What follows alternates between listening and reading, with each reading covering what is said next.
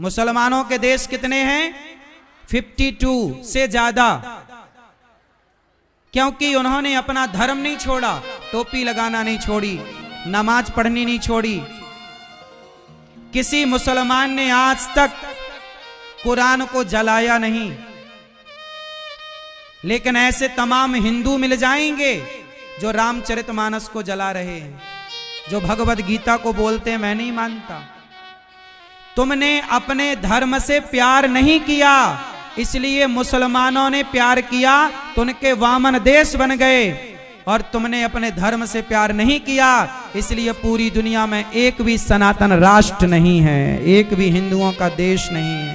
भारत को बनाने का कह रहे हैं कि सनातन राष्ट्र बनाओ, तो लाख सवाल हिंदू ही करते हैं कि क्यों बनाओ।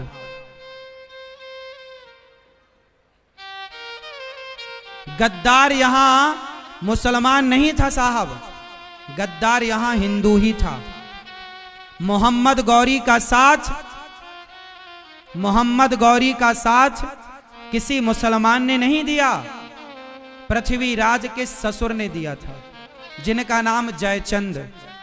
इसलिए मेरी प्रार्थना है कि अपने धर्म को, कितने लोग चाहते हैं कि भारत सनातन राष्ट्र बने? कितने लोग चाहते हैं? यदि 52 देश मुस्लिम राष्ट्र हो सकते हैं, 30 से ज्यादा देश क्रिश्चियन राष्ट्र हो सकते हैं, तो एक लौता भारत हिंदू राष्ट्र, सनातन राष्ट्र काहे नहीं हो सकता भाई? और सनातन का मतलब है, मैं सनातन का मतलब भी अभी समझाऊंगा। सनातन का मतलब है केवल हिंदू ही नहीं, सनातन मतलब हिंदू नहीं, सनातन मतलब जैन, सनातन मतलब हिंदू, सनातन मतलब जैन, सनातन मतलब सिख, और सनातन मतलब बौद्ध। मैं एक सवाल पूछूं आप लोगों से, अभी बांग्लादेश में से हिंदुओं के मंदिर जलाए जा रहे हैं, बांग्लादेश से सनातनियों को, हिंदुओं को खदेड़ा जा रहा है, तो मुझे बताओ कि जब हिंदुओं पर अत्याचार हुआ बांग्लादेश में, तो क्या बांग्लादेश के जैन सुरक्षित रहेंगे? उत्तर दो। क्या बांग्लादेश के सिख सुरक्षित रहेगा? क्या बांग्लादेश का बौद्ध सुरक्षित रहेगा? हिंदू पर संकट आएगा तो जैन पर भी संकट आएगा, हिंदू पर संकट आएगा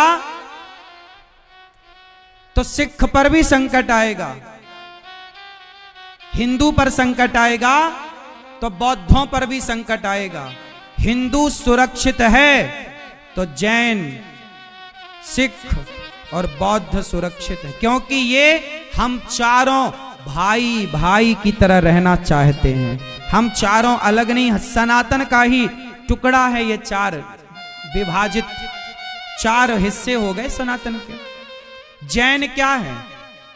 जैन सनातनी ही है। सिख कौन है? सनातनी ही है। बौद्ध कौन है? हमारे 24 अवतारों में एक अवतार हुए हैं भगवान बुद्ध, तो भगवान बुद्ध को मानने वाले बौद्ध हो गए। तो हम सनातन सुरक्षित है तो ये सब सुरक्षित हैं। जरा सोचो कि यदि भारत धोखे से मुस्लिम राष्ट्र बन गया तो क्या इस देश में सनातनी रह पाएंगे क्या? क्या जैन रह पाएंगे क्या? क्या सिख रह पाएंगे क्या? इसलिए जब मैं सनातन की बात करूं तो केवल हिंदू नहीं, उसमें जैन, सिख और बौद्ध सब लोग आ गए। ये सबको मिलाकर सनातन राष्ट्र होता है। ये सनातन राष्ट्र, सनातन राष्ट्र की जरूरत है। दुनिया ने बना लिए अपने अपने देश, इसलिए बेटा धर्म बड़ा है। मुसलमान किसके लिए लड़ता है? अपने धर्म के लिए लड़ जाता है। मुसलमान कट्टर है, अपने धर्म के लिए। मुसलमान अभी किसी एक बहन ने मुसलमान के जो पैगंबर होते हैं उनके लिए जरा कुछ कह दिया था तो कितना बड़ा बवाल हुआ इस देश में। लेकिन हिंदुओं के भगवान को रोज आदमी गाली देता है, उन्हें कोई कुछ नहीं कहता, क्योंकि हिंदू अपने देवी देवताओं का अपमान स्वयं करता भी है और सहता भी है। मैं एक अपमान की बात करूं, जो कृष्ण का अपमान आप लोग करते हो, उस अपमान से आज मैं कथा की शुरुआत करूंगा। देखो समाज में कितनी सारी कुरीतियां हैं, जिन कुरीतियों को नष्ट करने के लिए सत्संग जरूरी है। एक कुरीति पर मैं बात करूंगा, ध्यान से सुनना।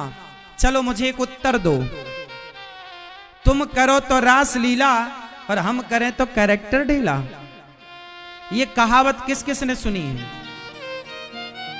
हाथ उठा के बताओ। तुम करो तो रास लीला, हम करें तो कैरेक्टर ढीला। किस किस ने सुनी? हाथ उठाओ। चलो बताओ, ये शब्द आया कहां से? ये सेंटेंस कहां से आया? बॉलीवुड से आया।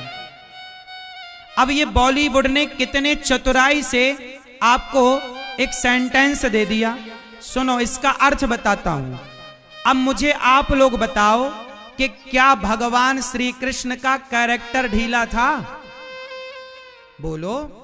लेकिन इस सेंटेंस का अर्थ तो यही निकल रहा, तुम करो तो रास लीला। तो क्या जो कृष्ण की रास लीला हुई, क्या उस रास लीला में कोई कैरेक्टर ढीला जैसी बात थी क्या? क्या हमारे कृष्ण की रास लीला, क्या कैरेक्टर ढीला था उसमें कोई? फिर आप लोग तो हंसते हंसते बोलते, तुम करो तो रास लीला, हम करो तो कैरेक्टर ढीला। अब बताओ, ये कृष्ण का अपमान है या नहीं? तुम अर्थ इसलिए कहता हूं, जो शब्द बोला करो एक बार उसकी गहराई से अर्थ को जान पड़ताल कर लिया करो कि आप जो बोल रहे हैं उसका मीनिंग क्या है, अर्थ क्या है। कुछ भी नहीं बोलना है। तुम करो तो रास लीला, हम करें तो कैरेक्टर। रास लीला भगवान कृष्ण की सबसे श्रेष्ठ लीला का नाम है रास लीला। और उस रास लीला को लोगों ने कहां से जोड़ दिया? बोलो। कैरेक्टर ढीला, चरित्र से जोड़ दिया। अब मुझे सवाल आपसे पूछना है कि क्या श्री कृष्ण कोई ऐसे व्यक्ति थे जिनका कैरेक्टर ढीला था? जिन्हें आप भगवान कहते हो, जिनकी आप पूजा करते हो, और एक तरफ पूजा करते हो और दूसरी तरफ आप उन्हें कैरेक्टर ढीला कहते हो, तो ये तो बड़ी शर्म की बात है। भले आप लोग इसका अर्थ ना जाने, बोलते तो है ना लोग, बात बात में यही बोल देते हैं, यार तुम करो तो रास लीला, हम करें तो। आप भले किसी भी अर्थ पर बोलें, पर बोलते यही सेंटेंस है। हाँ या ना? मैया बात सही है कि गलत है? अब मैं आपको बताऊं कि रास लीला का सही अर्थ क्या है। कैरेक्टर ढीला और रास लीला में कितना अंतर है, आओ अब इस कथा को सुनते हैं। कथा कैसी है, मैं आपसे कुछ सवाल पूछूंगा, ध्यान से सुनना और मेरे प्रत्येक सवाल का उत्तर देना।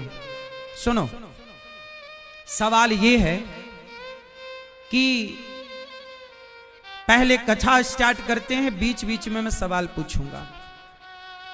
कथा ऐसी है कि एक दिन भगवान शरद पूर्णिमा की रात्रि यमुना के तट पर बांसुरी बजाते हैं और गोपियों को बुलाते हैं। काय के लिए बुलाते हैं? रास रचाने के लिए। भगवान ने गोपियों को किसके लिए बुलाया? जोर से, पीछे के भक्त बताएंगे काय के लिए बुलाया? रास रचाने के लिए। मैया बताओ, ये रास लीला क्या थी? क्यों भैया बताओ? ये सब आप लोगों को पता होना चाहिए। इसलिए पता होना चाहिए कि कल आपके सामने कोई कहे कि तुम करो तो रास लीला, हम करें तो कैरेक्टर ढीला, तो आप उसके इस प्रश्न का तुरंत उत्तर दे सकें कि भाई तुम ये गलत कह रहे हो। रास का अर्थ जब पता होगा तब ना आप सामने की बात का खंडन कर पाओगे। अर्थ तो पता ही नहीं और आप लोगों ने जानने की कोशिश भी नहीं की। अब सुनो ध्यान से, मैया, ओ मेरी माँ, ये सोफे पे बैठी है मेरी माँ, बताओ रास का मतलब क्या था? रास में क्या हुआ? कृष्ण ने रास में क्या किया? बोलो मेरी माँ। एक दूसरे का मुंह ना देखो, आपसे ही पूछ रहे हैं, बोलो। जितनी सोफे में मैया बैठी हैं सब बताएंगी। चलो, क्या रोटी बनाई है? नहीं, सुनो, अब कान खोल के सुनना। रास में क्या हुआ? पहले तो ये देखो कि रास में आया कौन? गोपियां आई। तो गोपियों का मतलब क्या है? आओ जानते हैं। जब रास रचाया गया तो उस रास में भगवान शंकर आए। आए कि नहीं? कौन आया? लेकिन क्या बनकर आए? क्या बनकर आए? गोपी। शंकर जी आए। शंकर जी कौन है? शंकर जी की तीसरी आंख खुली थी तो कौन जला था? शंकर जी के तीसरी आंख जब खुली थी तो किसे जलाने के लिए खुली थी? जोर से, कामदेव। अब ध्यान से सुनना कथा को। भगवान शंकर ने, शंकर जी वो हैं जिनकी तीसरी आंख खुलती है तो कामदेव जलकर भस्म हो जाता है। जो शंकर कामदेव को जला चुके हैं वो शंकर साड़ी पहनते हैं, मांग भरते हैं, चूड़ी पहनते हैं और कृष्ण के पास आकर कहते हैं हमें रास में सम्मिलित कर लो। तो यदि कोई रास लीला में काम वासना रही होती तो शंकर जी वहां क्या करने गए थे भाई? शंकर जी तो कामदेव को जला चुके थे। तो शंकर जी क्या बने? जोर से। तो गोपी का मतलब स्त्री नहीं है। गोपी का मतलब स्त्री होता तो शंकर जी क्या कर रहे हैं वहां पर? तो गोपी का मतलब है गोपी के जैसा भाव, गोपी के जैसी विचारधारा, गोपी के जैसे थॉट, गोपी के जैसा आचरण, गोपियों के जैसा प्रेम, गोपियों के जैसा समर्पण। स्त्री पुरुष से मतलब नहीं है। गोपी कौन है? जिसके अंदर कोई, गोपियों के अंदर कोई कामना नहीं, केवल कृष्ण को पाना है। जो स्त्री, जो पुरुष संसार की कोई वस्तु ना चाहकर केवल कृष्ण को चाहता है वो पुरुष या स्त्री गोपी बन जाती है। यही गोपी भाव है, जहां कृष्ण के सिवा कोई कामना ना हो, कृष्ण के सिवा दूसरी कोई। गोपी मीरा क्या कहती है कि मेरे तो गिरधर गोपाल दूसरों ना, दूसरों ना। जब दूसरा कोई नहीं तब आप गोपियों की श्रेणी में आती हैं या आते हैं। उस रास में सिर्फ शंकर जी नहीं आए, हनुमान जी भी आए, गोपी बनकर आए। प्रहलाद भी आए, गोपी बनकर आए। मेरी मां, गोपी का मतलब स्त्री से नहीं है। गौ मतलब इंद्रियां, पी मतलब पीना। जिन्होंने अपनी वासनाओं को समाप्त कर दिया हो उनका नाम गोपी है। और भगवान ने गोपियों के संग रास रचाए।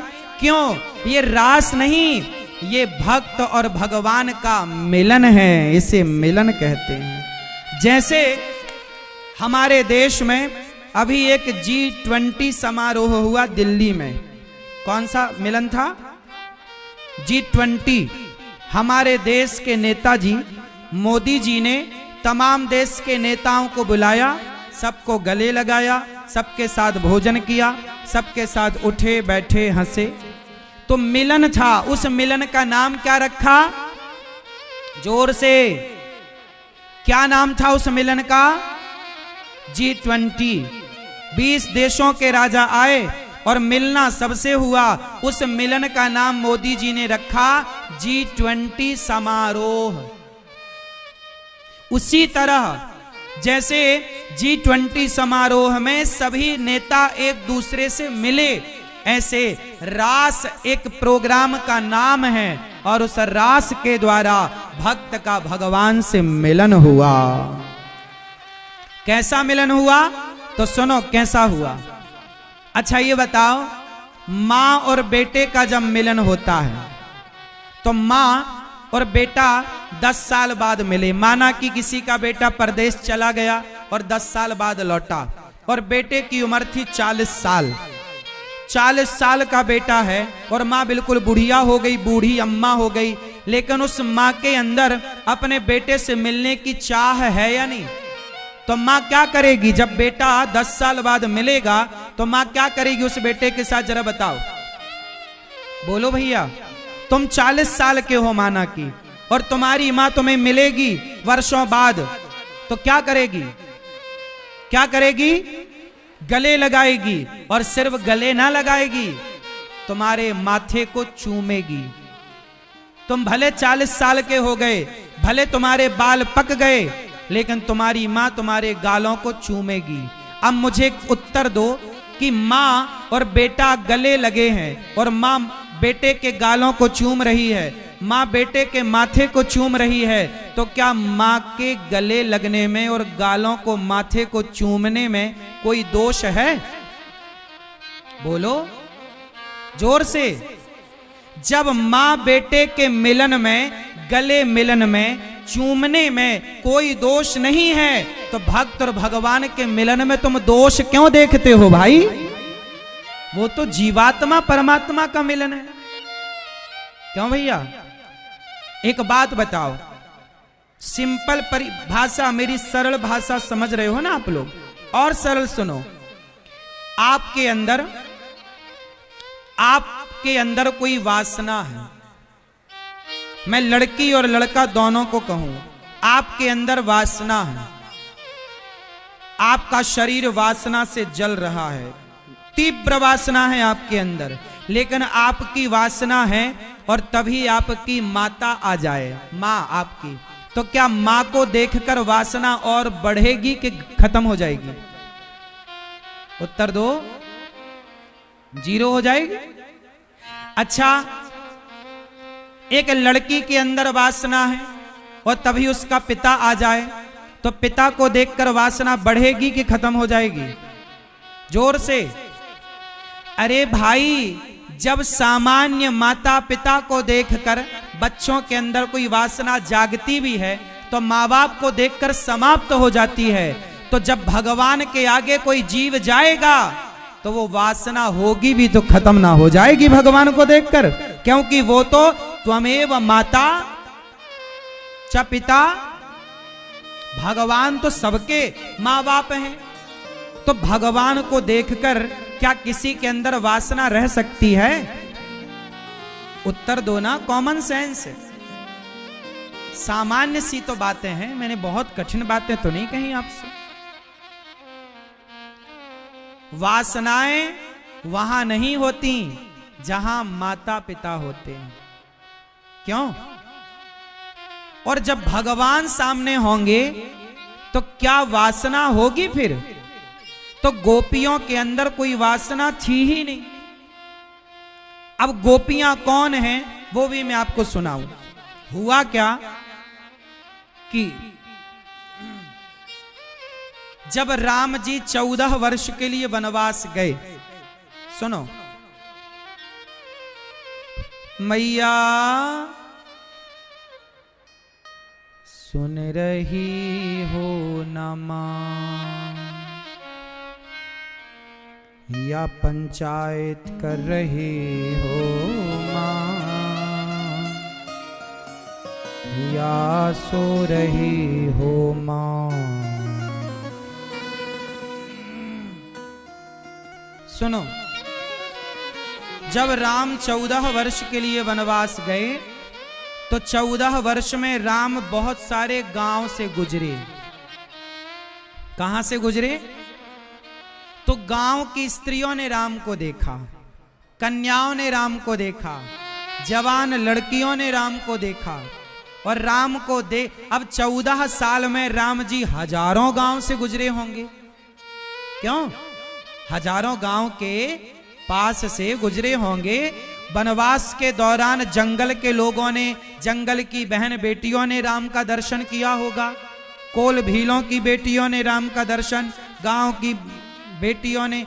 राम को जब देखती स्त्रियां तो राम को अपना बनाने की कोशिश करती, राम को पाने की कामना करती।